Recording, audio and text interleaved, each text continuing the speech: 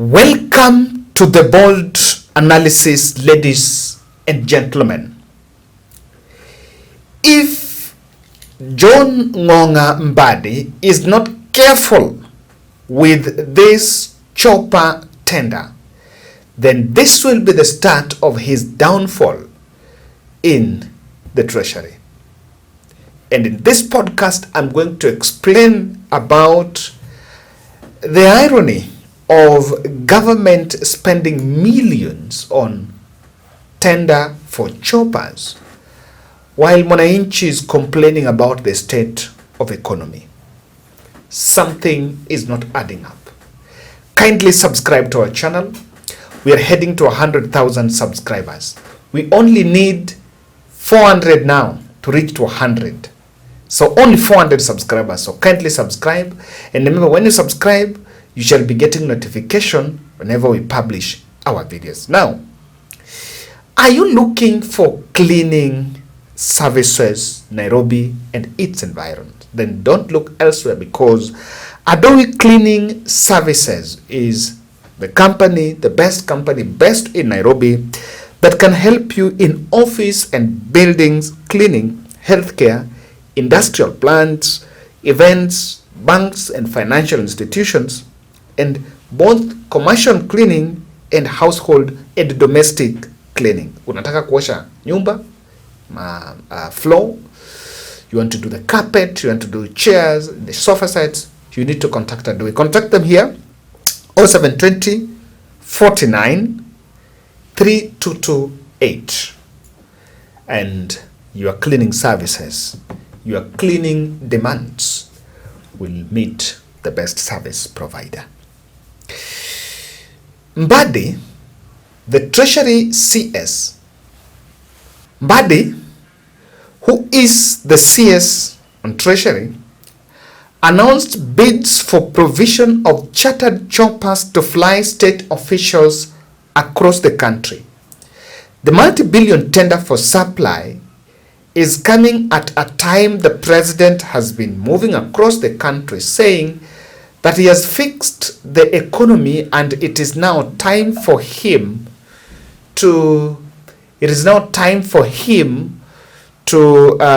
build roads and other infrastructure. This story is captured by People Daily. In a clear case of one preaching water and drinking wine, Kenyans will have to dig deeper into their pockets in the coming months to cater for chartered helicopters for President William Ruto's administration, in a move that amounts to mockery of the International Monetary Fund, IMF-backed austerity measures. The Treasury has called for multi-million tender for the supply of high-class choppers to be used by state officials across the country. The move comes despite spending discipline by the president. Amidst the Gen Z protest, the young people rose against the administration, and one of the things that was raised is the exorbitant spending by the state officers while overtaxing the Kenyan people. Now, somebody announced bids for provision of chartered choppers. And I want us to look at a video here that has been going viral.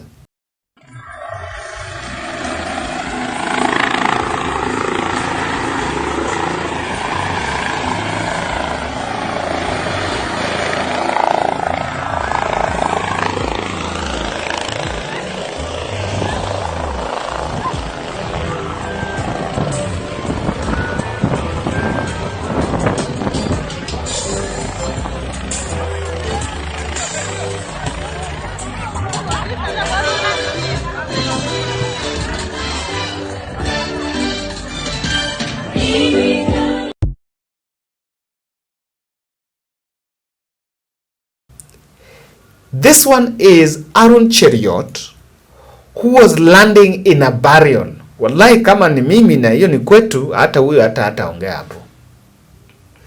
But not even to, like, look at that level of impunity. People are in a burial. They are burying their relative, their kins, one of their kin. And then a politician lands, disrupting the whole thing.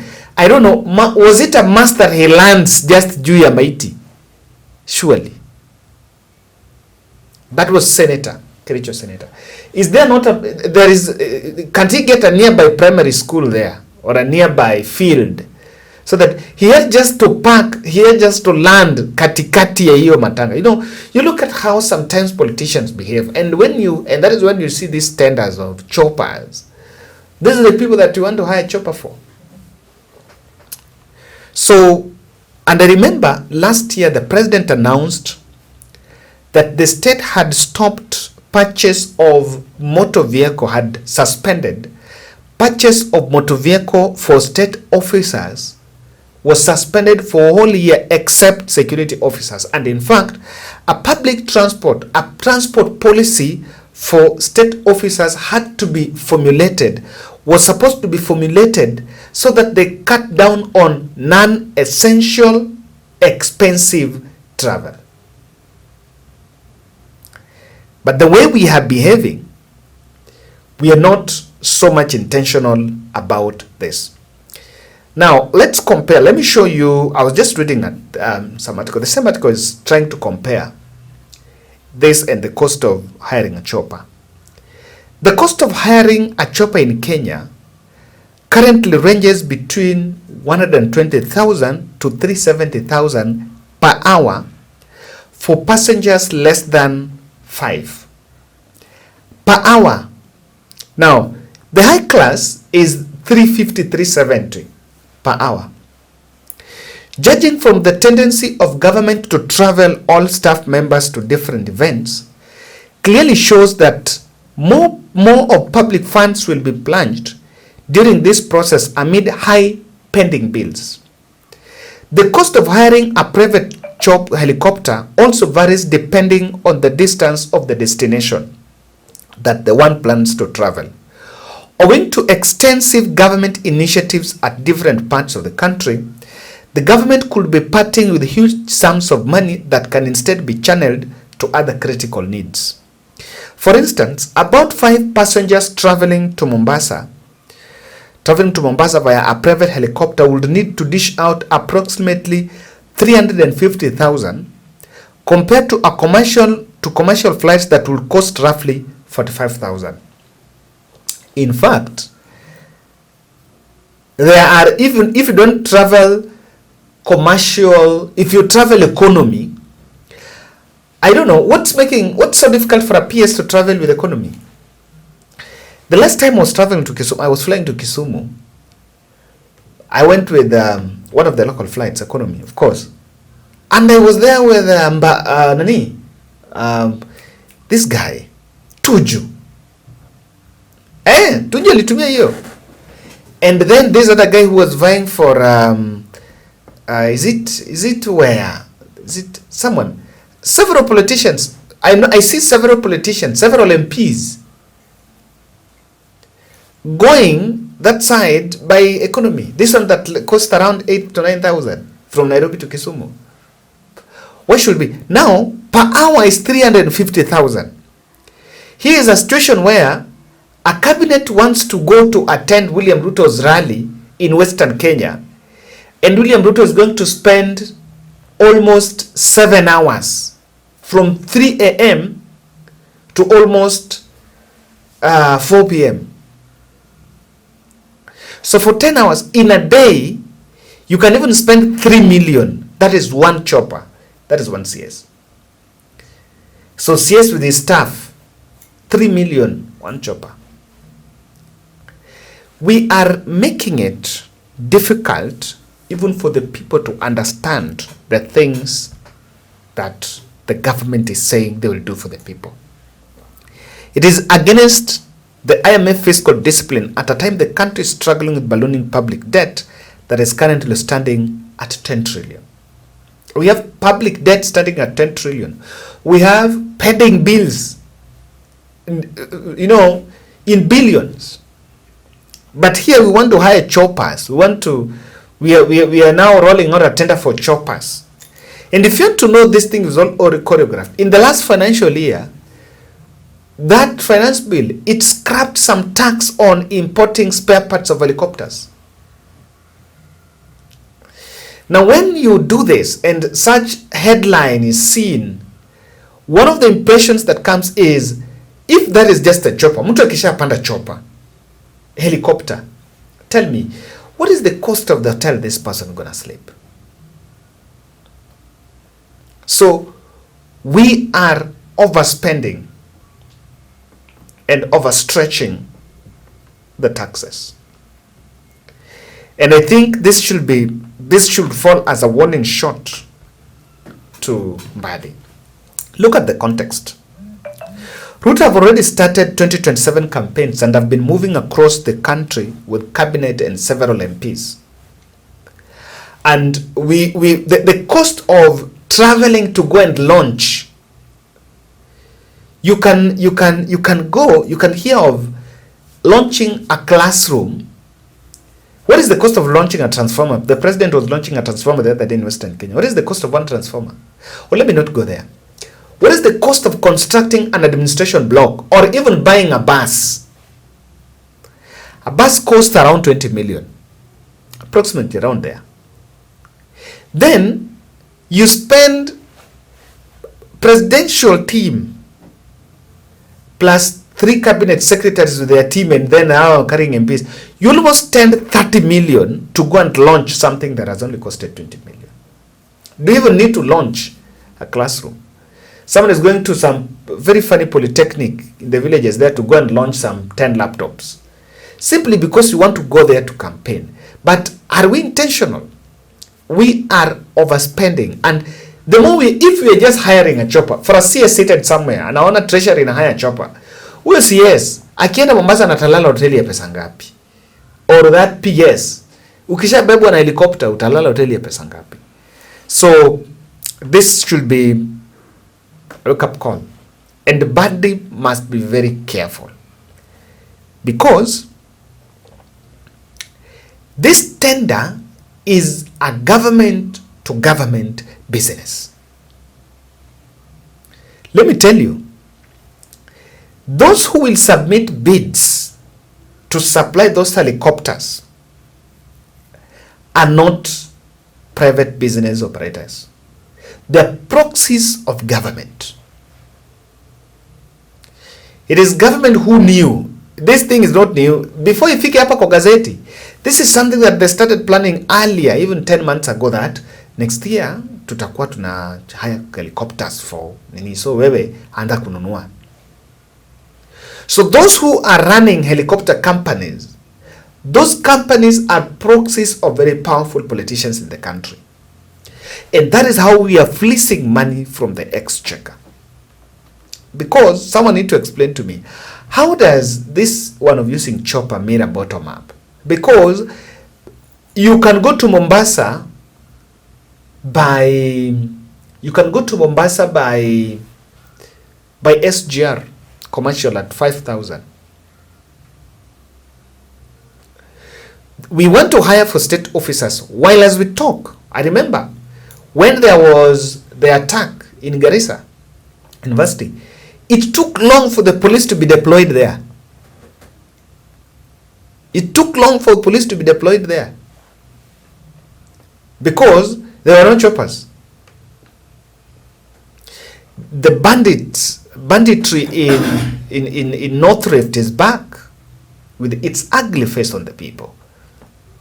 In Isiolo, I was talking to someone, a very good subscriber of this channel, telling me Rendile and Boranas are fighting every time of the day. The fight can just erupt every time of the day. Huyu ameiba ngamia wa huyu. Huyu ameiba ngamia. The Borana, Rendile and Turkana, best in Isiolo. So, those are the areas that are highly volatile. So, we are opening window for government to government. And that is very sensitive because the figures are going to be ballooned. Hey? Hey? Watatumia yenye inafaa ikuwa 100,000 na waandike check hapo ya 300,000 per hour. And that is how things are going. Now, this tender is going to create rage. It's going to bring issues. And I think the president knows that. the president knows, not that anajua vizuri kwamba Wanjiku will protest this tender. This is the kind of headlines that can make people start protesting around the newspaper vendors. And he knows it. And if MBADI is not careful, if this one emerges as one of the key issues, people collect things. If this one emerges as one of the key issues, then what will happen here is this will be the starting of the downfall of MBADI. I've been saying MBADI were experts, and Raila said that they have given William Ruto experts to help him run government. Truthfully so. The experts should be able to tell the president that hiyo mambo ya Chapa tuachane nayo. Okay, we're hiring Chapa. What has been happening before? For the last 4 years, government has been operating, and we've been seeing William Ruto moving across the country, and this has been going on. Now, what is this new about the Chapa tender? CSS wako na magari. Mbona situme Kenya Airways, fike Kisumu, fike Mombasa, chukue gari aende? Ama chukue the choppers zenye wako nazo? Why must it be the high end? I know government borrows, but this issue of high profile choppers need to be questioned. Cutting down on government spending Ruto is not intentional about it. And he should get worried that Mwananchi will see that, president is not serious about it. As much as you say, I mean it, but with this, it's not it. And let me say lastly, the middle class are crying because of payslip raid. And there is the payslip revolution going on. SHA is cutting. There is the housing levy. Now there is the NSSF that is not skilled. And the middle class is complaining. So when they see this, that the middle class is being taxed so that they can serve politicians, state officers, it's really a problem. And in fact, I agree with someone who was saying that with the middle class raided, it will be difficult even for William Ruto to rig the election. Let me tell you. The presiding officers, the returning officers, the security personnel, those people are civil servants. They're the ones who are feeling the pressure. So it will not be, you will try to sneak in ballot papers and the police will say, no, we are following the law. The hostility among civil servants is building. And especially with such headlines. And you want to hire choppers for state officers. To do what? Let the contractors go and work. When that job is complete, let the CS go. And CS akuna watu wake wa mkono. Watu ambao si lazima wataenda. There's some cabinet secretaries that don't travel, by the way. Sionangi kwa ground, but wako tu. For example, the military, the one for the defense. So Pantoya, she never goes to the ground. So tuma the junior officers waende waangalie kama kazi inafanyika, they take photos and they come back kwa ofisi, you get the report. And to do follow-ups. There is no need of waziri ministers moving across the country like tourists. No. The physical presence of a CS is not that will show that CS is working. Not the PR gimmicks like what Joho is doing when trying to look for people he call illegal miners. That is not really. You must not be hands-on. You have people. The whole ministry have staff all the way from the CS to the junior. So the senior most junior. These are people that you must not go to Mandera. Si lazima CS aende Mandera. If you guys want to cut costs, let the CSs work from Nairobi. They have extension, ministries have extension officers to the last door of Wanjiku. You have even Ngao. You can even send the chiefs to go and inspect whether hiyo classroom inajengwa or whether that contractor has reported to work. In fact, the day the CS is going, the contractor will be there. The next day, the contractor may not be there. So we need to be intentional. On this one, I don't move. So, hi guys, I'm here. Now the Bold Foundation, we are back. I promised that we were going to hand over a check of 100,000. This is just a dummy. So we are handing over 100,000 to the family of Charles. Now standing with me here is Jack. Jack ndiye alikuwa anaongea kwa ile video. Then you have Maureen. Maureen is the wife. So Jack, Jack uta acknowledge just tumepata pesa, say something to school. Yes, so my name is Jack Otieno Nyango. I'm the son of the nimeshukuru sana nimepata 100k nimepanga and may God bless you may God bless you 100 times. Nimeshukuru sana, Mungu abariki kabisa. Asante. Now guys, on behalf of the Bold family, let me take the final opportunity to say poleni sana. May God stand with you. Death does not knock, and it comes. Na watoto ni wangapi? 3. Wengine wa huyu ndiye mkubwa. Okay. Tell us something about Charles. Sambia jina. Okay, naitwa Maureen. I'm the first wife of Charles. I'm married to Charles. I have 3 boys, Jack, Sean and Ray.